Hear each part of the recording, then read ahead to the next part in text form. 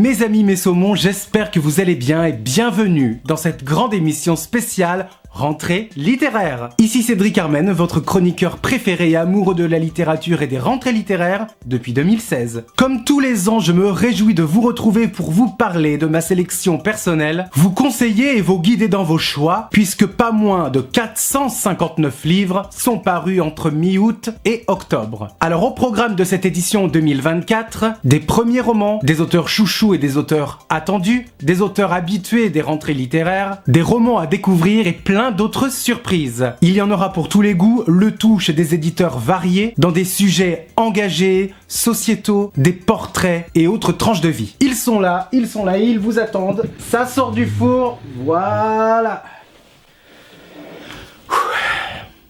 27 livres. Ça fait du boulot, d'autant plus que j'ai décidé d'ouvrir un petit peu plus le parapluie de la diversité cette année, avec une toute nouvelle catégorie. Je ne vous en dis pas plus, vous le découvrirez bien évidemment au cours de cette émission. Maintenant que le décor est planté, je vous laisse découvrir les 27 romans chroniqués de cette rentrée 2024. Alors, prenez des notes, faites chauffer votre thé, et que l'amour de la littérature gagne!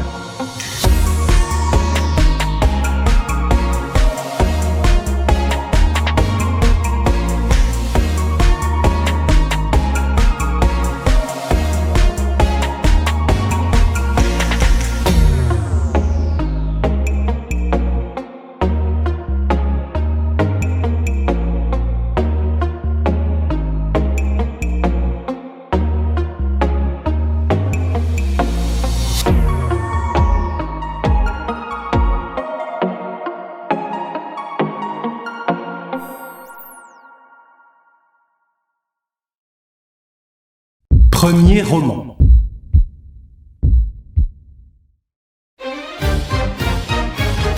Ce matin, le vieux chien qui sentait mauvais ne bouge plus dans mon lit. Son corps est froid. Il est mort. La mère dit qu'il faut le jeter. Avec du verre entre les doigts, ce premier roman publié aux éditions du Castor Astral, Alix Lerasle nous ouvre les portes d'un huis clos anxiogène. Prenez cette maison où les ombres ont aspiré les lumières. Au sein du foyer, le père est absent et c'est la mère qui règne. Elle règne, mais la mère est malade, elle dit qu'elle a mal, et essaie, tant bien que mal, de porter sa famille à bout de bras. La mère a 3 enfants, l'aîné, qui n'est plus là et qui est parti pendant la nuit, le petit Nati, qui n'est pas comme les autres, Nati qui a des histoires à l'intérieur de la tête et qui est sujet à de longues crises violentes. Et puis, il y a la narratrice de cette histoire qui refuse de s'alimenter et qui s'interroge. Comment en est-on arrivé là, dans cette famille portée par un très très lourd silence? Au fur et à mesure de la lecture, le mystère autour de cette famille prend le pas sur cette étrange maison qui se transforme et qui inquiète le lecteur. La vérité sera dévoilée qu'à la toute fin du roman, comme la dernière pièce d'un puzzle très complexe. Pourquoi l'aîné est parti? Pourquoi Nati fait-il ses crises? Quel a été l'événement déclencheur? Pour que cette maison se transforme en un nuage sombre, prêt à tout foudroyer sur son passage. Un livre porté par une plume sèche et électrique, où le rythme percute le cœur comme un tambour. Alix Lerasle dévoile les secrets glissés sous le tapis de cette famille brisée avec du verre plein les doigts.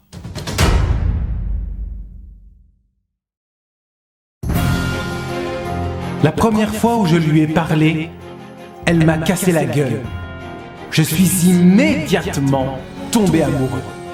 Aux éditions Alma, Martial Cavatz nous dépeint les caractériels. Les caractériels, c'est comme ça que l'on appelle les enfants présentant des troubles du comportement. Le roman se passe dans les années 80 et 90 et décrit avec humour l'injustice sociale dans une cité HLM de Besançon. Si au début, grandir au sein de ce quartier paraît paisible, c'est après que ça va se dégrader. Vivre en étant déclassé au sein d'une famille dysfonctionnelle, dans la précarité et tout en souffrant de déficiences visuelle, on peut se dire que ce n'est pas gagné. On vole les caddies souvent abandonnés dans les cages d'escalier des immeubles, et pour le narrateur de cette histoire, pour cet enfant qui va se montrer violent envers un beau-père alcoolique. On peut penser que pour ce caractériel turbulent, ce n'était pas gagné d'avance, Et pourtant, c'est au sein d'un établissement spécialisé pour les malvoyants et non-voyants qu'il va pouvoir prendre la décision de changer son statut social grâce à la lecture, grâce à l'accès aux médiathèques, dans le but de sortir de ce quartier et grâce à son handicap, pouvoir accéder à une réelle éducation. Avec humour et autodérision, Martial Kavatz tente de reconstituer les pensées de l'enfant qu'il était, tout en abordant des sujets graves comme le racisme ou l'homophobie. Pour les caractériels, ce n'est pas facile de savoir tout seul ce qu'on a le droit d'aimer.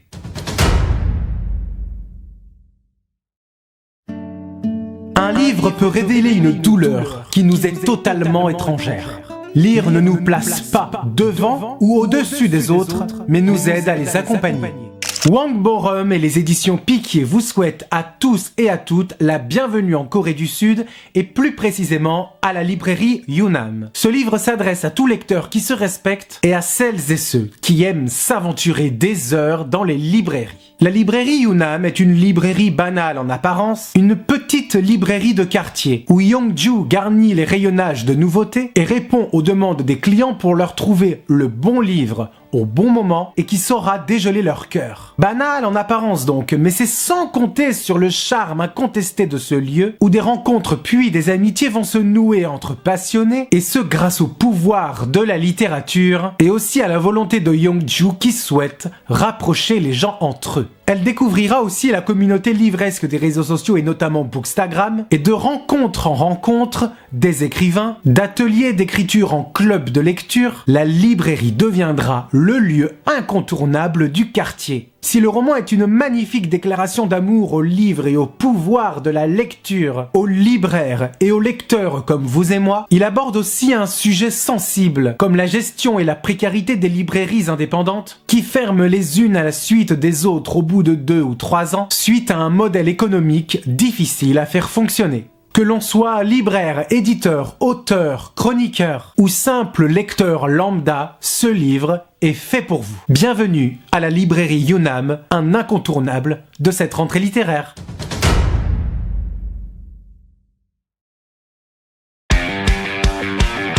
Pour moi, c'était pas possible d'encourager ça. Je voulais pas que le gamin il s'habille en Cendrillon, sérieux.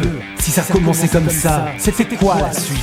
Le premier roman de Michel Besbach est publié aux éditions Buchet-Chastel, nous raconte purement et simplement le gars qui allait quelque part. Le gars, il vérifie, il a tout, il a ses clés, ses papiers, ses clopes. Il ouvre la portière de sa voiture, une bagnole de merde, une 207 blanche. Mais il s'y sent bien dedans, c'est comme s'il se sentait chez lui. Et heureusement d'ailleurs, parce qu'il va devoir se taper 2 bonnes heures de route. Où va-t-il ? Quelque part. Et pourquoi ?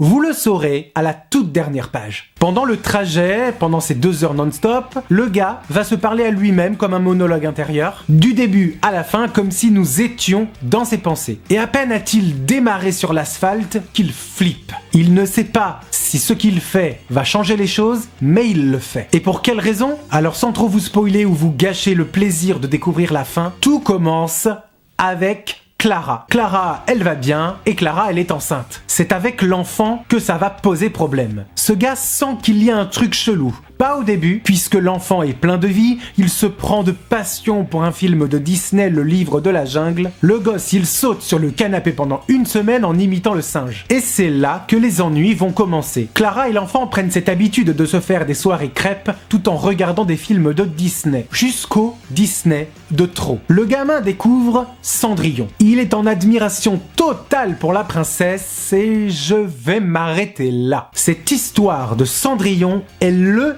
point de départ, la raison pour laquelle cette histoire commence et pourquoi est-ce que ce gars va quelque part. Avec un suspense haletant par un rythme effréné, Michel Besbach nous dresse le portrait d'un homme qui a tout perdu, mais qui cherche à comprendre notre société d'aujourd'hui. Un livre court, qui se lit d'une traite, et on se régale.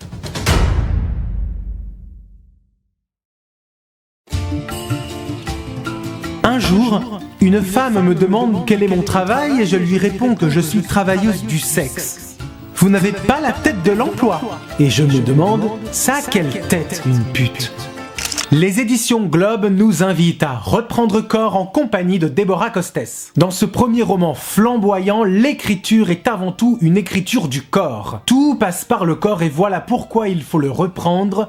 Je m'explique. La maladie et la précarité, ça ne se raconte pas. C'est dans les entrailles, c'est profond dans le crâne. Deborah doit se débrouiller toute seule et devenir indépendante, sauf qu'elle n'est pas en capacité ni de travailler, ni de sortir de chez elle. Dépression, anxiété sévère, antidépresseur. Autant de noms qui ne changent rien sur un dossier. On la traite de folle, Deborah fait un effort, Deborah a trouvé un travail, Deborah a fondé une famille, mariez-vous, et Deborah surtout fermez-la. Alors épuisée, à seulement 21 ans, elle vit dans la précarité et elle doit arrêter ses études. Et pour subvenir à ses besoins, Deborah va devenir camgirl. Elle expose son corps sur internet pour gagner de l'argent. Et de l'autre côté de l'écran, les hommes payent. Des hommes pour la plupart mariés et pères de famille, des monsieur tout le monde qui n'attendent que ça de se vider et de sortir leur carte bleue, et ensuite qu'ils disent plus tard qu'ils n'ont pas les moyens d'inviter leur femme à dîner au restaurant. Mais être camgirl ne suffit pas, être camgirl rapporte très peu et il faut aller encore plus loin. Deborah deviendra donc escorte et ira ensuite plus loin dans la puterie et dans le métier des travailleuses du sexe. Dans ce livre, Deborah Costes démonte les clichés que l'on peut se faire du fantasme de la prostituée, de son quotidien, les demandes des clients de tous les âges et de tous les milieux sociaux. Ce livre nous donne à réfléchir sur la société post-MeToo. Il nous interroge aussi bien sur la question de la santé physique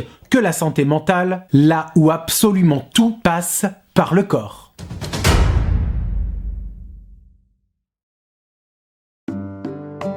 Où était-elle? Le doigt s'agite, accusateur. Cette misérable boniche est la clé du problème. Elle est l'assassin. Avec les éditions Les Avrils, Bérénice Pichat signe là un premier roman remarquable et nous raconte l'histoire de la petite bonne. La petite bonne, c'est une femme dévouée, courageuse, travailleuse, engagée comme domestique dans une grande maison bourgeoise. Au service des Daniel, elle doit s'occuper de tout. De la maison, la nettoyer, la faire briller du sol au plafond, préparer, servir les repas, laver, échanger les draps. Ce week-end-là, Madame s'est absentée. Madame est partie à la campagne et c'est la petite bonne qui doit rester seule avec Monsieur. Monsieur est un homme très âgé, une gueule cassée de la Première Guerre mondiale, qui se retrouve presque sans visage et sans membres et dans un fauteuil roulant. La petite bonne doit donc s'occuper de lui pour quelques jours. Mieux que ça, la petite bonne va le prendre en compte et fera beaucoup plus que le nourrir et le laver. Tous les deux vont apprendre à cohabiter ensemble, se découvrir des points communs, tisser des liens, mais bien qu'abîmé et plein d'amertume, Monsieur a un projet bien précis pour cette petite bonne. Un plan bien moins étrange et sidérant, sauf qu'un incident est si vite arrivé, à force de se rapprocher comme deux visions du monde, deux classes sociales très différentes, prêtes à se défier et à se surprendre. Alternant les vers libres et une prose classique, Bérénice Pichat raconte les années 30 dans un huis clos et les répercussions profondes de la guerre. Les dés sont jetés, tout est joué, tout est plié dans cette histoire entre Monsieur et la petite bonne.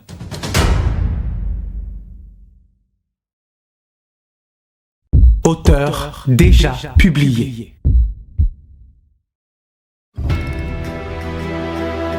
La littérature ne peut pas grand-chose contre la violence du monde. Elle n'arrête pas les balles, ne remplit pas les estomacs, n'empêche pas les hommes de tomber. Arnaud Dudek nous parle d'un printemps en moins aux éditions Les Avrils et c'est un gros coup de poing. Ce printemps en moins commence à l'âge de 14 ans pour Gabriel. L'âge de vivre au collège avec ses premières fois, les premiers flirts, les parties de foot, des cours et des copains à retrouver à la récré. Mais Gabriel, malheureusement, ne vivra pas tout cela comme tous les autres enfants de son âge. La faute au fil et au tuyau dans un lit d'hôpital. Gabriel en lutte, Gabriel dans le coma, la gorge envahie par un respirateur parce que les adultes ne se sont doutés de rien. Ils n'ont rien vu, rien entendu, n'ont rien vu venir. Gabriel est harcelé à l'école et sur les réseaux sociaux à cause de sa petite taille et de sa maigreur. Alors les autres, les adultes, disaient que ça allait passer et qu'il ne fallait surtout pas prendre cette histoire au sérieux. Et de cette histoire, plusieurs personnages vont donner leur point de vue. Son père, une prof du collège, quelques amis, et aussi Gabriel. Faire parler la victime et les coupables, faire parler la violence des uns et la passivité des autres dans une écriture tranchante, brute, le tout dans un roman très court. Un printemps en moins, c'est une saison restée en suspens, une saison poignante, pleine de poésie, mais aussi de cruauté sur le harcèlement scolaire et de ses conséquences dévastatrices, dans un système de plus en plus relâché.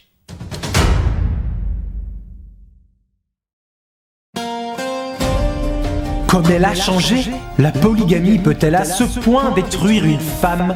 Ce sont seulement des concubines et non des épouses.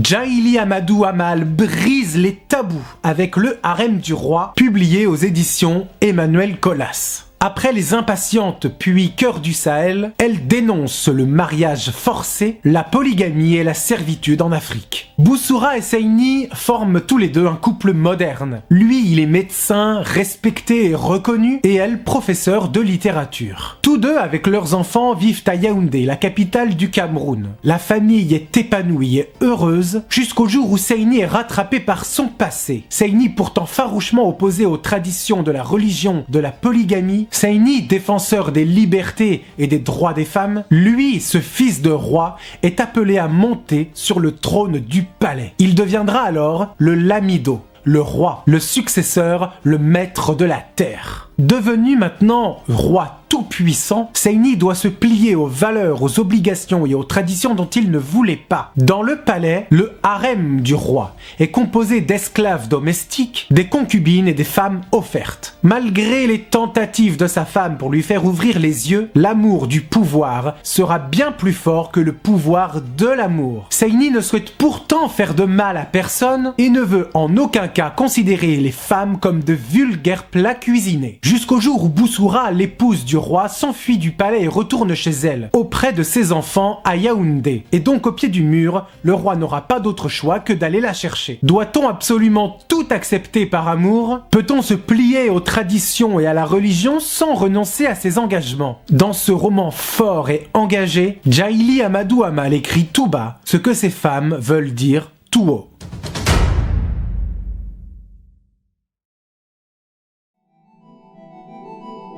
Je ne dis pas que tu aimes souffrir. Je dis que tu cherches à trouver des mots pour décrire ta peau quand elle heurte la pierre. Est-ce si difficile d'être soi-même? Voilà la question que se pose Daphné Tamage avec son roman Le Retour de Saturne, publié aux éditions Stock. C'est l'histoire d'Apolline, la trentaine, et qui va de plus en plus mal. Apolline ne dort plus et passe ses journées à pleurer sur les hommes qui ont jalonné sa vie. Le docteur pense tout de suite à une dépression, mais Apolline refuse. Ce n'est pas du tout le moment de penser à ça. Elle a un roman à écrire, et qui plus est un roman qui doit réconforter les gens. Alors le docteur va lui prescrire une ordonnance d'un genre nouveau. Passer 1 mois sans homme, sevrage complet et rendez-vous dans 30 jours. Elle qui dépend beaucoup du regard et de l'affection de l'autre, elle part dans un petit village de l'Aveyron, réputé pour son énergie sacrée et divine, dans une maison très vieille et dont l'intérieur est bon à retaper. Apolline profitera de ce séjour pour faire le bilan sur son passé amoureux et sexuel, comme une Bridget Jones moderne portée par le charme des lieux, dans le but de trouver une réponse à sa quête spirituelle et d'écrire le roman tant attendu. Le Retour de Saturne, c'est un roman drôle incarné par une forme de désespoir touchant sous le parfum des glycines en fleurs, à l'ombre des lieux sacrés ou encore à travers l'étrange rencontre de frère Charles qui va lui montrer que le bonheur est très simple et qu'il ne suffit pas de le chercher dans la compagnie ou dans le regard de l'autre.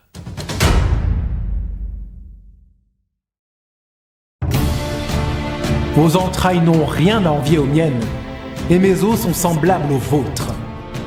Je ne suis qu'une déesse de glaise. Aux éditions de l'Archipel, Vincent Delarue nous raconte le destin et le parcours atypique de l'idole. Mais qui est l'idole? Laissez-moi vous parler d'elle. L'idole s'appelle Séraphine. Séraphine est la reine incontestée de la variété française et son règne artistique règne sur la scène depuis plus de 20 ans. Son public pense que tout lui réussit, l'argent, la gloire, la célébrité, mais il n'en est rien. En réalité, l'artiste n'en peut plus. Son époux vient de se suicider, tout comme sa grande amie Dalida, et son impresario la pousse toujours plus dans ses derniers retranchements. Séraphine est épuisée et à l'âge de 47 ans, dans sa loge, elle verrouille la porte et décide de dormir pour ne plus jamais se réveiller. Séraphine perd connaissance, mais va se réveiller dans un endroit étrange. Un endroit sombre, ni souffle, ni bruit. Pas de fenêtre, juste une porte. Séraphine est attachée, une chaîne lie ses chevilles et ses poignets. Jusqu'au moment où un inconnu entre et décide de s'occuper d'elle. Qui est-il? L'inconnu lui montre à quel point il l'aime, il l'adore, il l'admire. En d'autres termes, elle est l'idole de sa vie. Sans perdre de son sang-froid ni de sa répartie, Séraphine va réfléchir à un plan pour s'en sortir, au risque de désacraliser l'image iconique, adulée de tout son public. En réalité, Séraphine ne s'appelle pas Séraphine. Dans ce huis clos sombre et inquiétant, Vincent Delarue lève les yeux et s'interroge sur le culte du fanatisme et de notre fascination pour les destins dramatiques.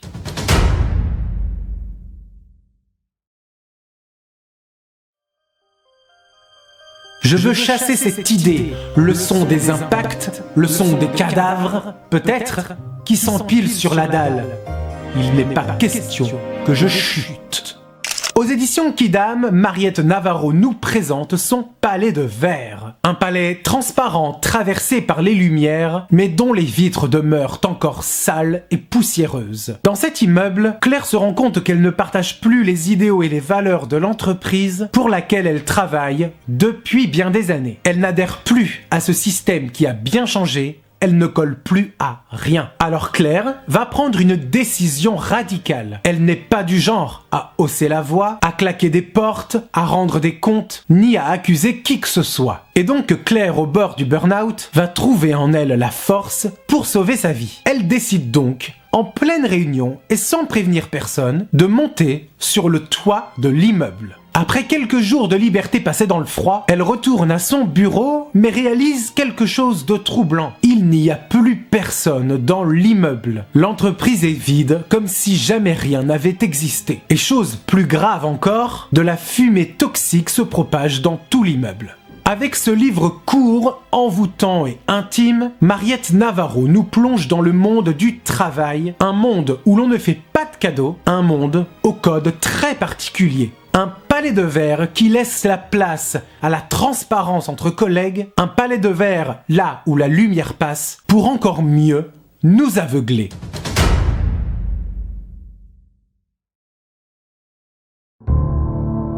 Tous les enfants du village ont crié cette nuit à la même heure. Les enfants hurlent dans leur sommeil d'un bout à l'autre de la planète à mesure que la nuit avance. Écrit par Carole Martinez et publié aux éditions Gallimard, Dors ton sommeil de brute interroge l'humanité à travers les songes des enfants. Tout commence par un cri, un hurlement collectif à vous glacer le sang. Plongés dans leur sommeil, tous les enfants crient en même temps et soudain, ce cri s'arrête aussi brutalement qu'il a commencé, comme commandé par un chef d'orchestre. Silence. Parmi ses enfants, Eva, la mère de la petite Lucie, a elle aussi vécu cette situation. Neurologue et spécialiste des rêves, elle va chercher de comprendre ce qui menace tous les enfants du monde pendant la nuit, d'autant que plus tard, victimes de somnambulisme, les enfants sont attirés vers l'eau après avoir fait exactement le même rêve. D'autres phénomènes vont arriver au cours des prochaines nuits sur une terre qui commence à basculer là où la nature reprend ses droits. Alors comment lutter contre les cauchemars d'une fillette et dans ce que l'homme ne peut pas contrôler? Comment savoir ce qui se passe dans ses rêves? Les mois passent, les catastrophes s'enchaînent jusqu'à la catastrophe ultime, où ce qui va se passer dans les rêves des enfants va sortir pour exister dans le monde extérieur. Dans ce roman mystérieux, baudelairien, où le goût du néant se précise à chaque page, Carol Martinez nous sort de l'absurdité de la vie et nous ouvre la porte sur un monde onirique comme pour nous faire partager une merveilleuse aventure.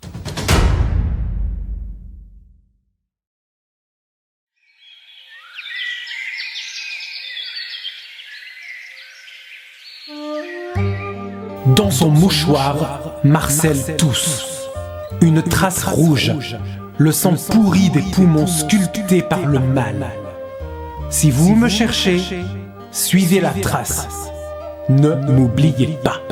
Aux éditions Lattès, Adrien Borne nous raconte ce qu'il s'est passé sur l'île du Laos. Tout commence à Lyon après la Seconde Guerre mondiale en 1948. La ville est détruite, ravagée, abîmée par la maladie. Le personnage de Marcel est lui aussi touché par la maladie. À 15 ans, il est atteint par un mal contagieux, la tuberculose, et il doit quitter sa mère pour rejoindre le sanatorium face au Mont Blanc, ce temple de luxe qui est aussi un personnage à part entière dans ce roman. Marcel découvre donc un monde nouveau, un monde à part. Et dès les premiers jours, au sein de ce sanatorium, quelqu'un a déposé devant la porte de sa chambre une mystérieuse sculpture en cire. Pour le jeune Marcel, lui qui a grandi sans père, il est convaincu que c'est son père, que c'est lui et qu'il est là, quelque part entre ces murs, parmi les tuberculeux et leurs poumons en lambeaux. Sans se plaindre de sa maladie, Marcel fera des rencontres dans ce lieu isolé, mais surtout plein de vie, dans un monde en lutte contre ce fléau qu'est la tuberculose. On pensait à l'époque que l'on pouvait guérir de cette maladie en prenant l'air et le soleil, puis est arrivé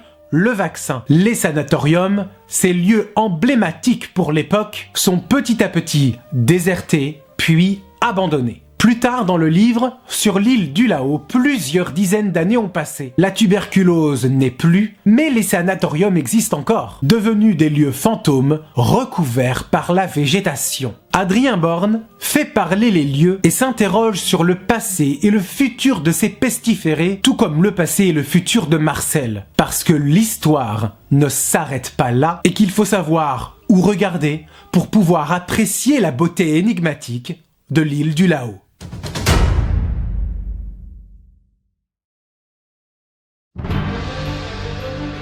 L'eau nourrit tout ce qu'elle touche. On la guette, on la prie, on la maudit, on l'implore de revenir. L'eau est source de vie. Elle est la vie. Publié aux éditions du Seuil et écrit par Christine Barthes, ce que dit Lucie n'est pas tombé dans l'oreille d'un sourd. Dans ce livre, l'eau est un personnage, l'eau est un lieu, l'eau est tout à la fois. Ce que dit Lucie se passe dans un interrogatoire de police, puisque l'inspecteur Holness nourrit de très gros soupçons sur cette jeune femme. En effet, une certaine Anaïs Baylis est morte, et tout laisse à croire que ce n'était pas un accident. Que s'est-il passé ? Eh bien, pour le savoir, remontons dans le temps. On découvre à Lucie un talent exceptionnel de nageuse. Elle décide donc, à ses 11 ans, de s'inscrire en club et elle se prendra de passion pour la natation et la compétition. Pour elle, l'eau est son amie, l'eau est pour elle sa confidente, l'élément où elle se sent bien. Et dans ce club, Lucie fera la connaissance d'Anaïs. Bien plus déterminée à décrocher la victoire, elle ne pense qu'à la gagne, toujours en quête de défis toujours plus dangereux et difficiles. Lucie,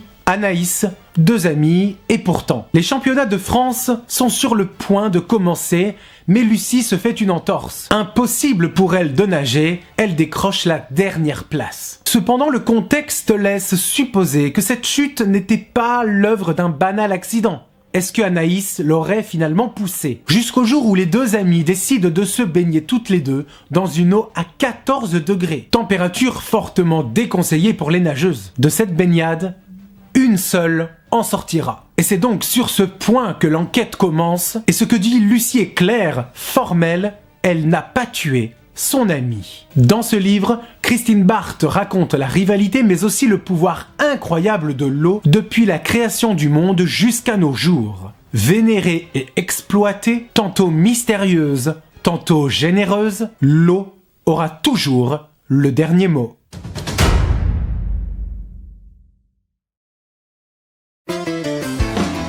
Écrire, c'est faire un bond en dehors du rang des assassins.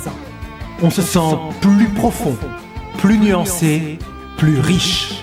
Publié par les éditions Seuil, Chabi Molia nous raconte la vie, ou presque. Tout commence dans les années 90 sur la côte basque. Nous allons suivre jusqu'en 2070 le parcours de 3 adolescents, Paul, Simon et Idoia, 3 amis animés autour d'une seule et même passion, l'écriture. Tous les 3 rêvent d'écrire et aspirent à une grande et brillante carrière d'écrivain, autant vous dire qu'ils vont être déçus. Si l'aventure de la création littéraire et le processus d'écriture sont galvanisants et stimulants pour ces 3 personnages, leurs destins seront jalonnés de déceptions et de désillusions. Puisque croire très fort en sa passion ne suffit pas, il faut essuyer bien des refus et des retournements de situation. Car si écrire est avant tout un plaisir, être publié par les plus grands est un accomplissement, le chemin sera long et dangereux puisque les places sont de plus en plus chères et la concurrence toujours plus rude. Quand l'un est publié, l'autre est abandonné. Quand l'un gravit les marches de la réussite, du succès et de la gloire, l'autre s'englue dans une descente aux enfers. D'amitié en rivalité, de bonheur bafoué aux amours piétinés, Chabi Molia dénonce la rançon de la gloire et l'hypocrisie cachée dans un monde fermé, camouflé et bien trop fantasmé sur l'idée d'être publié. Un roman magnifique et lumineux qui parle de la vie, ou presque.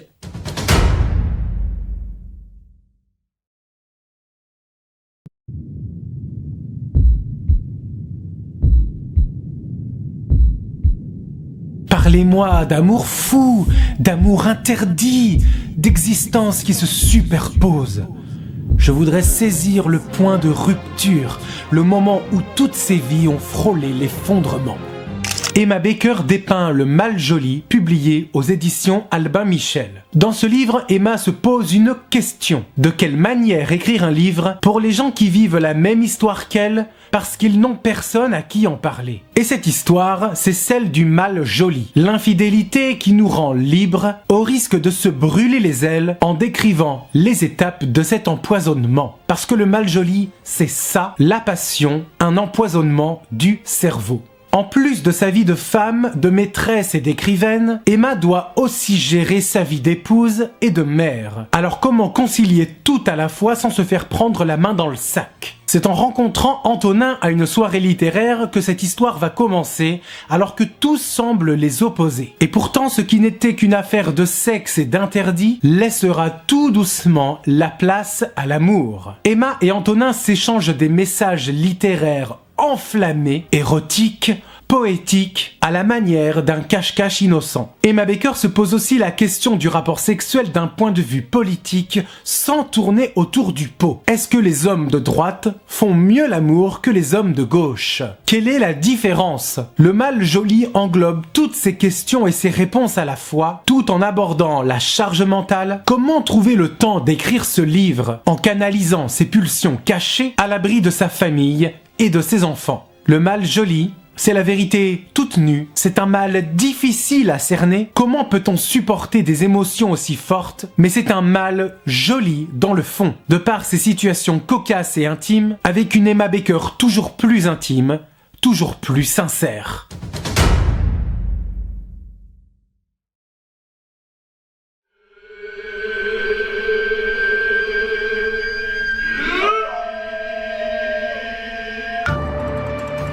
Il n'est pas indifférent que mes breuvages de survie, le thé et le champagne, proviennent de plantations d'une beauté aussi frappante.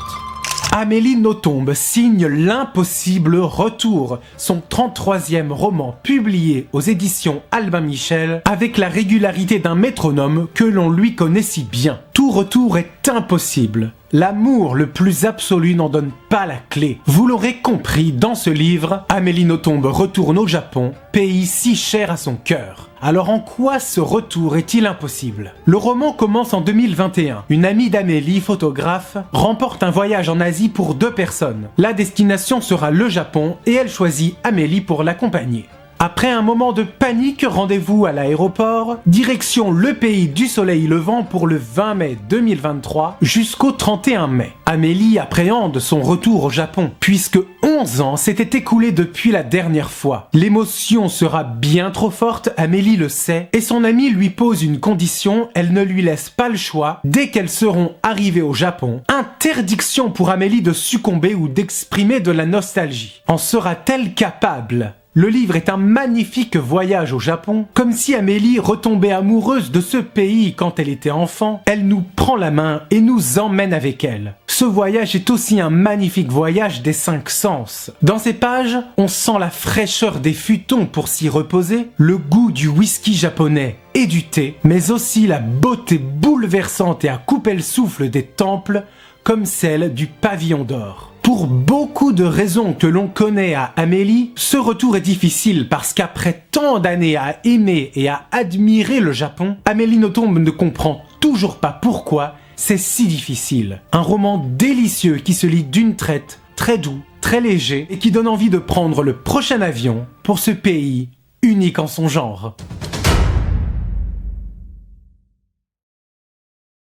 Roman LGBT. Le produit que je mets à disposition, ce n'est pas une ligne de crédit financée par la planche à billets. Le produit, c'est moi.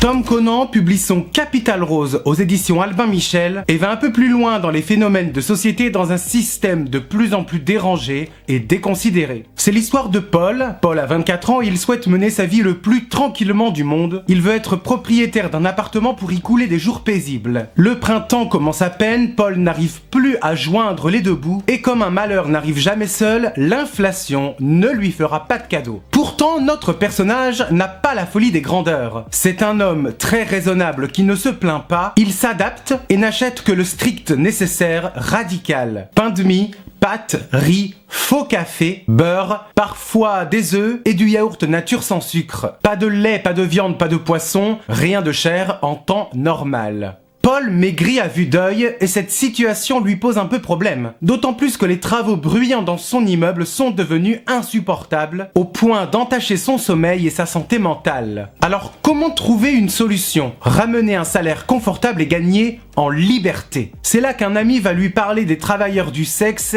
et du métier de l'escorting, métier de plus en plus populaire auprès du milieu gay. Paul va donc se prêter au jeu et y aller à fond. Il s'inscrit sur des applications et ouvre sa propre entreprise. Ses revenus explosent très vite, mais Paul en veut toujours plus. Il va chercher à se vendre pour mieux attirer et fidéliser le client. Avec ce métier d'escorte, Paul se rend compte qu'il se sent beaucoup mieux dans sa peau et dans son corps, lui qui préfère largement la compagnie des hommes alors qu'il est hétérosexuel. Jusqu'au moment où il va tomber sur un client d'un tout autre genre, un client gênant et plutôt violent. Dans Capital Rose, Tom Conant brosse le portrait de la génération Z dont la précarité gagne du terrain sur toutes les situations de vie.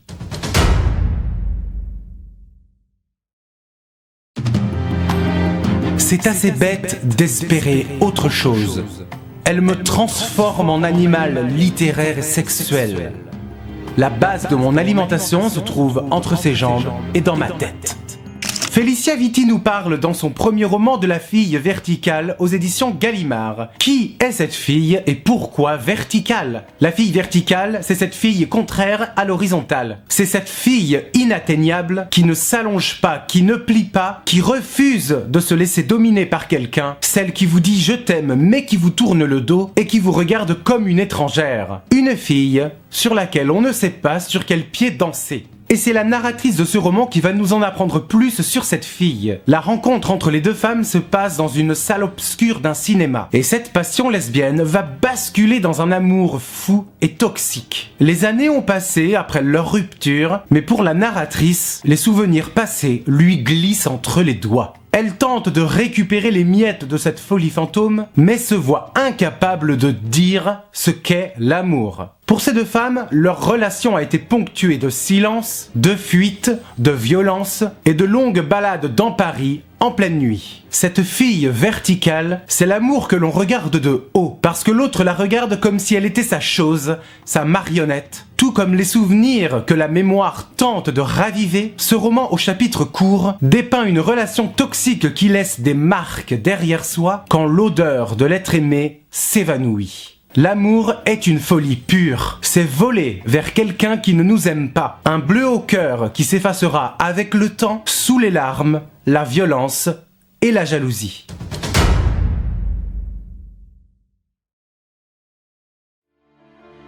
Il y a que je jouis 5, 6, 7 fois par jour sans pouvoir me calmer. Je ne peux rien faire contre ma lâcheté, ni contre cet amour bizarre. Publié aux éditions du Mercure de France, Robin Josserand nous brosse le portrait d'un adolescent amoureux. Le narrateur de cette histoire, c'est cet adolescent au lycée en terminale. Il n'a pas vraiment confiance en lui, très timide, il se trouve trop maigre, de ce corps frêle et de sa peau pleine d'enfance. Il envie et jalouse les adolescents de son âge qui sont déjà des hommes de la barbe naissante. Il rêve de fuir un avenir trop limité et il souhaite à tout prix que quelque chose se passe. C'est là qu'entre au lycée un nouvel élève, Arthur, et Arthur fait partie de ces adolescents qui ont déjà quitté le chemin de l'enfance. Arthur dégage un parfum dangereux, un parfum de voyou. Il attire donc tous les regards et en particulier celui du narrateur qui va essayer de l'approcher jusqu'à tomber amoureux de cet homme très vite. Hélas, comme cet amour sera impossible, le narrateur va imiter Arthur. Il va être Arthur, s'habiller comme lui, parler comme lui, adopter les mêmes gestes et devenir l'objet de son obsession très encombrante. Jusqu'au moment où cet adolescent amoureux décide de créer une fausse adresse mail dans le but de communiquer avec lui. Avec une écriture brute et touchante, Robin Josserand pousse la fascination et le désir homosexuel dans ses derniers retranchements jusqu'au point de non-retour où tout risquerait de finir dans un bain de sang.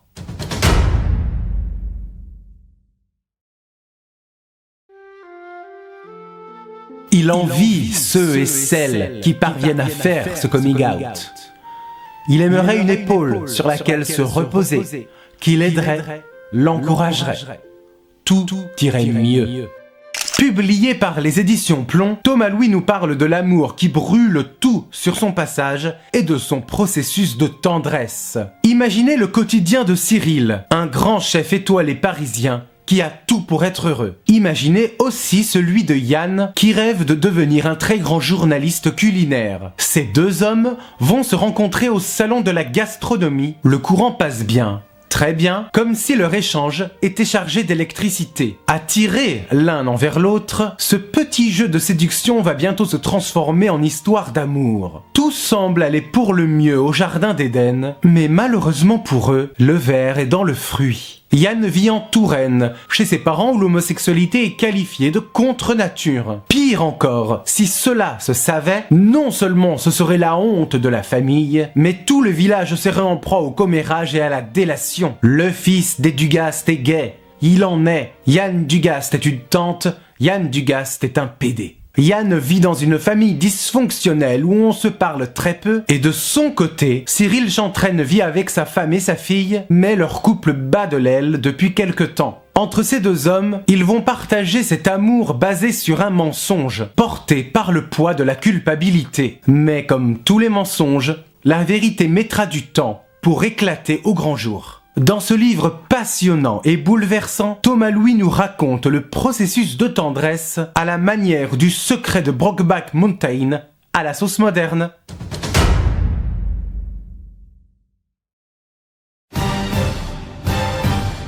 Majnoun, c'était moi. Mon nom d'avant. Je suis devenu Layli parce que c'était la bien-aimée que j'ai toujours voulu être. Et ton nom à toi, ce sera quoi ? Je ne sais pas. Je ne sais pas quoi faire. Je ne veux pas mourir. Navid Sinaki publie son premier roman aux éditions du Bruit du Monde, Les larmes rouges sur la façade, magnifique, poétique. Difficile d'aimer quand on aime le même sexe que soi. L'histoire d'Anjir et Zal en est la preuve. Les deux garçons ont grandi ensemble et maintenant devenus adultes, ils ne peuvent plus se quitter, ils sont très amoureux l'un de l'autre. Malheureusement pour eux, ils vivent en Iran pays où l'homosexualité est considérée comme un crime. Alors comment aimer sans mourir pendu au bout d'une corde? Zal est victime d'une attaque homophobe et à peine sorti de l'hôpital, il disparaît en laissant derrière lui un mot adressé à son cher et tendre. Anjir va donc partir à sa recherche sans éveiller le moindre soupçon. C'est au cours de sa quête et en errant dans les clubs, les hôtels et les musées de Téhéran qu'il va trouver la solution. Pour vivre libre, amoureux et en paix, Anjir va changer de sexe et devenir une femme. Ainsi, les deux amoureux interdits pourront quitter la ville. Mais vont-ils y arriver? Et surtout au prix de quel sacrifice? Le chemin vers l'amour sera long, violent et peuplé de grands dangers. La cruauté est inévitable, qu'on la maîtrise ou pas. Les larmes rouges sur la façade, c'est laisser fleurir les roses et les violettes quand la peau est marquée, frappée, abîmée. Navid Sinaki brosse un roman bouleversant, magnifique et émouvant et dont la fin inoubliable laisse en bouche un goût de menthe cendrée.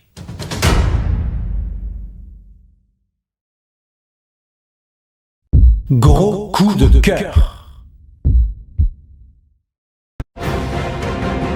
Ce n'est pas du tout drôle. Ils nous poursuivent et abusent de nous. Les gays, même dans la mort. Ils ne nous laisseront pas en paix. Pas en paix. Il n'y a rien à faire. Ce sont eux les plus forts. Publié aux éditions Julliard, Abdellah Taïa nous invite à admirer le bastion des larmes, cet endroit en plein air, triste et magique, est réservé aux âmes inconsolables. Un livre que j'ai lu d'une seule traite et que je ne suis pas prêt d'oublier. L'histoire commence au Maroc, dans la ville de Salé. Si Youssef décide de revenir dans sa ville natale, entouré de ses sœurs, c'est à cause de la mort de leur mère. Il faut payer les dettes et s'occuper des funérailles selon les traditions. Pour Youssef, cet événement va faire ressurgir son passé, un passé douloureux contrasté de silence, de souffrance et d'un grand bonheur de vivre. Tout comme les souvenirs qui apparaissent comme la mer qui se retire, les voix de certaines personnes résonnent et apaisent. Et c'est la voix douce d'un ami et amant de jeunesse qui va chuchoter dans les nuits endormies de Youssef. Youssef et Najib vont partager et se remémorer des souvenirs intimes. Dans le Maroc corrompu sous le règne du roi Hassan II, où l'homosexualité est punie par la loi selon des articles liberticides discriminatoires en matière d'héritage ou de sexualité. Des souvenirs donc intimes d'une vie vécue dans une peur constante où la différence se paye au prix fort. Najib se demande qui va vraiment nous aimer un jour, en tant que personne queer, libre, sans avoir à se cacher, sans crainte d'être battu ou violé. Des violences inouïes, vues, entendues, connues par beaucoup de monde mais où personne ne fait rien. Abdellah Taïa nous tend un miroir puissant sur l'amour absolu, avec ses failles et sa tendresse, un hommage à la famille, aux hommes, aux femmes, aux défunts et aux pulsions de vie des vivants. Un livre déchirant, magnifique, dans une société hypocrite qui fait de l'ombre à des hommes vulnérables, mais avant tout animés par ce désir puissant, être digne d'être aimé.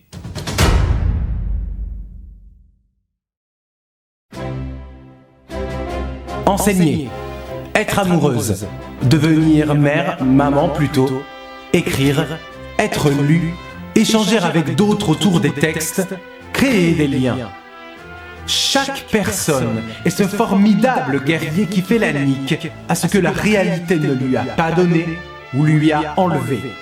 Dans son 4e livre publié aux éditions des Forges du Vulcain, Alexandra Kozelik se lance à la recherche de ses pages volées. La porte s'ouvre sur cette question. Pourquoi une histoire sur ses origines quand on manque de souvenirs? Pour Alexandra, c'est l'occasion d'écrire un texte sur l'identité et la place qu'on occupe, des parents, de la famille, mais aussi sur l'importance de la littérature, des mots et des langues. L'invention d'une vie depuis la Normandie jusqu'en Ukraine. À l'âge de 8 ans, les parents d'Alexandra meurent dans un tragique accident de voiture. Elle sera donc accueillie avec leur frère par leur tante. La vie suit son cours, avec ses joies mais aussi ses peines. Un grand vide grignote le cœur d'Alexandra. Elle se pose des questions sur cette identité à plusieurs facettes. Alexandra orpheline, Alexandra ukrainienne, Alexandra artiste, Alexandra enseignante, Alexandra amoureuse des livres. En Normandie, l'enquête commence, marquée par une mémoire défaillante, par des souvenirs de plus en plus flous. Seule la puissance de l'écriture peut raviver le passé. Alors Alexandra écrit. Il y a quelque chose de mystérieux dans ce métier. Bien souvent, c'est l'acte d'écrire qui nous appelle et non l'inverse. Pour tenter de combler les trous, pour chercher des réponses, les mots ont des pouvoirs. Si ce livre aborde les thèmes de la survie et du voyage, c'est aussi une merveilleuse déclaration d'amour à la littérature. Alexandra nous parle de ses auteurs favoris, Joyce Carol Oates, Émilie Brontë, Charles Baudelaire, Jacques Prévert, Milan Kundera, Laurent Godet et tant d'autres. Alors, comment se construire en tant qu'orpheline? Alexandra nous emmène au carrefour d'une vie que l'on cherche à comprendre pour s'appartenir à travers les pages volées d'une mémoire entre gris clair et gris foncé.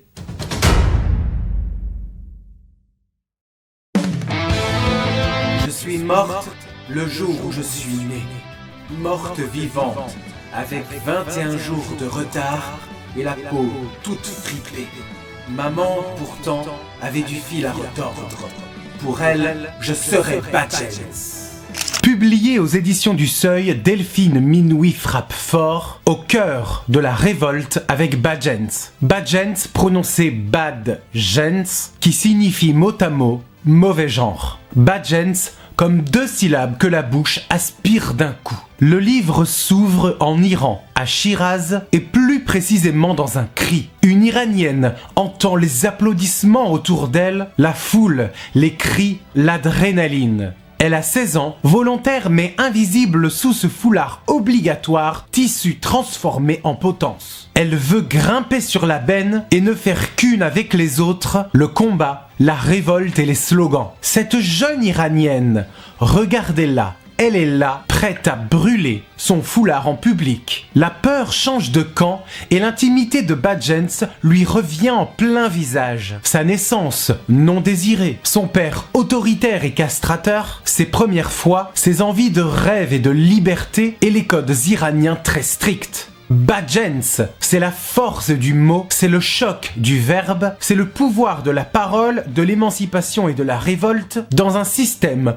toujours plus gouverné par le sexe fort. C'est réapproprier sa vie, ses choix, quitte à être aussi proche de la mort. Badgens, un livre puissant à lire absolument.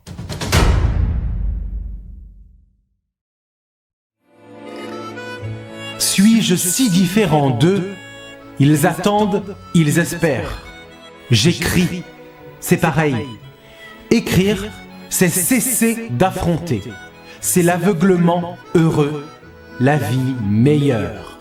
Publié aux éditions Gallimard, Étienne Kern nous offre une place pour la joie. Et cette place, c'est la vie meilleure. C'est l'histoire atypique d'un homme qui était bien trop en avance sur son temps, et ce, il y a plus de 150 ans. Un homme issu d'un milieu modeste et qui deviendra connu dans le monde entier. Un homme que l'on a comparé à Gandhi, Einstein, un petit pharmacien de quartier devenu psychologue, dont les patients arrivaient aux 4 coins du monde à une certaine époque où rien ni personne ne parlait de développement personnel. Son nom, c'est Émile Coué. Étienne Kern rend hommage à cet homme qui a su dépasser les limites de la guérison et de la santé mentale. Tout ça grâce à une méthode simple. Tous les jours, à tout point de vue, je vais de mieux en mieux. Une méthode qui n'est pas arrivée du jour au lendemain en un claquement de doigts. Une méthode simple, car nous sommes simples. Nous voulons aller bien, nous voulons aller mal. Nous voulons, mais nous ne le faisons pas. Émile Coué nous démontre par des techniques simples et très peu coûteuses que notre pensée, notre cerveau et notre imagination peut influencer notre capacité à jouir du bonheur. Si Étienne Kern nous brosse le portrait de cet homme si profondément sincère et gentil, c'est parce que l'auteur comprend cette quête sans fin à toujours vouloir s'améliorer,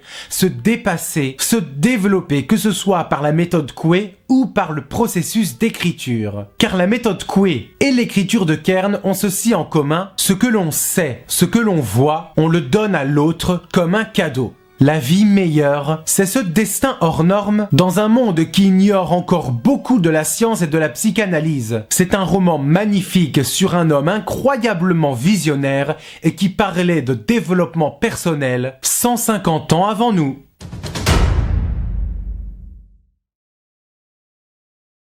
L'anorexique ne fait pas, elle se défait. Les anorexiques veulent mourir devant un miroir. Elles aiment tellement se détester qu'elles voudraient se voir crever. Toutes des obsédées de l'eau et du métal, tout ce qui peut réverbérer l'œil et le mal.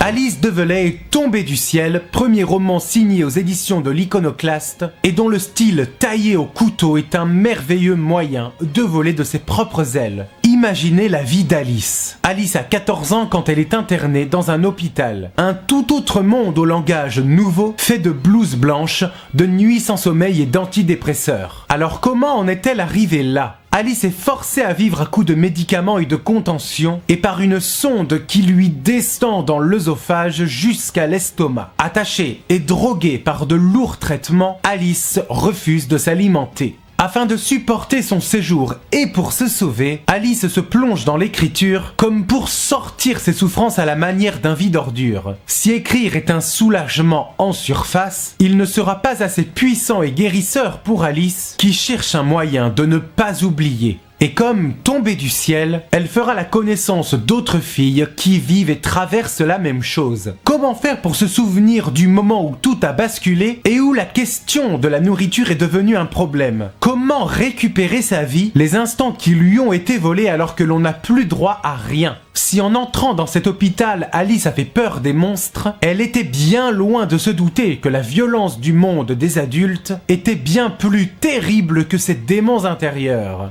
Bien que le temps passe, on ne s'habitue jamais à la souffrance. Elle attaque les veines comme un poison. Alors le seul moyen de s'en débarrasser, c'est de continuer à écrire. Écrire pour tuer les souvenirs et les donner pour qu'ils ne nous appartiennent plus. Mettre les mots et ses tripes à feu et à sang. Le premier roman d'Alice Develay est un roman du corps, inscrit dans le corps et incarné par le corps. Le corps comme un personnage, le corps comme un outil de création littéraire, le corps comme une énergie de révolte et qui explique la maladie. Le maladire, un refus de s'exprimer. Un roman bouleversant, flamboyant, avec un style mordant qui claque comme un volet en pleine tempête.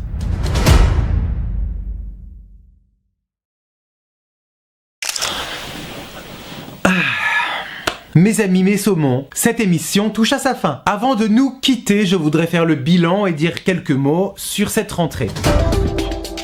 Quand je prends un peu de recul sur ces 27 livres, pour moi, c'est évident, ils sont tous liés par un seul et même point. Que ce soit des textes mus par une émotion forte ou par l'envie de raconter des histoires, des personnages marquants, des destins atypiques, tout cela se relie et gravite autour du thème du souvenir. Cette rentrée littéraire, c'est se souvenir d'un passé douloureux dans le bastion des larmes. Se rappeler des hommes que l'on a aimés dans le retour de Saturne, les souvenirs d'un pays si cher à notre cœur dans l'impossible retour, d'une vie heureuse mais où le bonheur a changé de camp dans le harem du roi, de l'amitié dans ce que dit Lucie, les souvenirs qui laissent un goût amer dans le gars qui allait quelque part, des souvenirs que l'on tente d'oublier, des souvenirs doux que l'on veut chérir, des souvenirs qui n'en ont plus la couleur à cause d'une mémoire défaillante, des souvenirs qui nous traversent avec le temps, la colère ou la nostalgie qui forgent l'être que nous sommes, une évolution qui nous endurcit lentement mais qui se paie par la survie, le pardon, la révolte, la mise en danger ou encore la prière. Voilà ce que la littérature m'a appris avec cette rentrée littéraire. Bien, mes amis, mes saumons, cette émission est maintenant terminée. Un immense merci aux auteurs et aux maisons d'édition pour leur confiance. Et surtout, merci à vous, amoureux de la littérature. J'espère que cette émission vous a plu. N'hésitez pas à y mettre un commentaire, à la partager autour de vous. Je vous embrasse bien fort. Prenez soin de vous. Et c'est une fin de tournage. Enfin, enfin, enfin!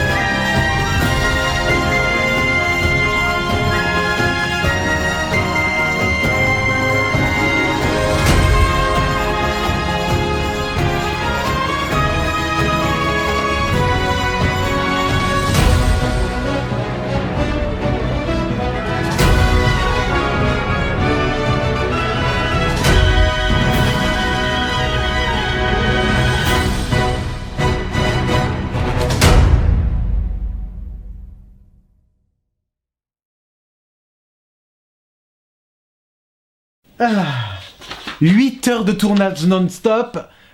Je vais pouvoir prendre quelques vacances maintenant.